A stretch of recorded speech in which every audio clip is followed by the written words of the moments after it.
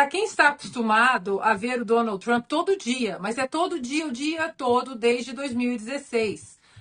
Às vezes a gente acha que as TVs estão reprisando uma entrevista, não, é outra entrevista, é outra coletiva, é em outro lugar, é na saída da Casa Branca, é na entrada do helicóptero, é quando ele desce em algum lugar, no estado mesmo americano.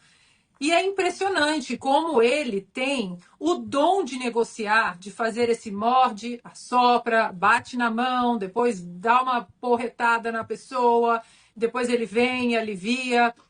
Então essa coisa dele, que estão falando hoje, né? O Trump abriu o diálogo para o Lula. O Trump abre diálogo para todo mundo. Coloca a foto, por favor, aí na tela.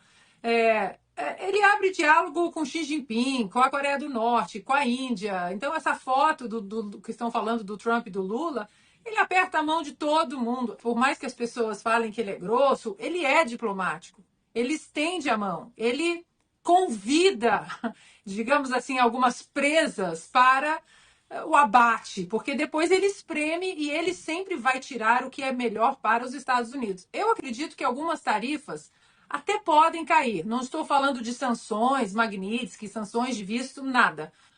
Eu acho que há uma possibilidade de algumas tarifas caírem por causa do mercado americano. Não sei o que, não tenho informação sobre isso. Depende também do que o Rubio vai falar, o que eu quero em troca. E esse é o ponto. Donald Trump hoje, ele fala abertamente ali para todos. Não, nós vamos chegar num denominador comum, os países se adoram, coraçãozinho para todos os lados, mas aqui, ó, vocês vão falar com eles aqui, ó. Scott Bassett, Jameson e Marco Rubio. Ou seja, coração, coração, conversem com os meus pitbulls. E aí a gente precisa lembrar a nossa audiência de uma entrevista de 15 de outubro, agora, há 10 dias, uma coletiva do Scott Bessent e o que eles disseram nessa coletiva sobre o Brasil. Vamos rodar, Franco. The question is about Brazil, the 50% tariffs on Brazil. Can you explain why they are being hit with 50% tariffs and why it falls under the umbrella of the International Emergency Economic Powers Act? Certainly. Happy to do that. Now, to be really specific about Brazil, there's actually two regimes at place right here. There's the reciprocal tariff rate of 10% on Brazil, which everyone in the world has, which we're trying to do to control the global trade deficit, which is a huge problem for us. Then on top of that, there's a 40% tariff on Brazil, and that's under a separate emergency, and this is related to extreme concerns with rule of law, censorship, and human rights in Brazil, where a Brazilian judge has taken it upon himself to order U.S. companies to censor themselves, given them secret orders to manage the flow of information, rule of law with respect to political opponents in Brazil.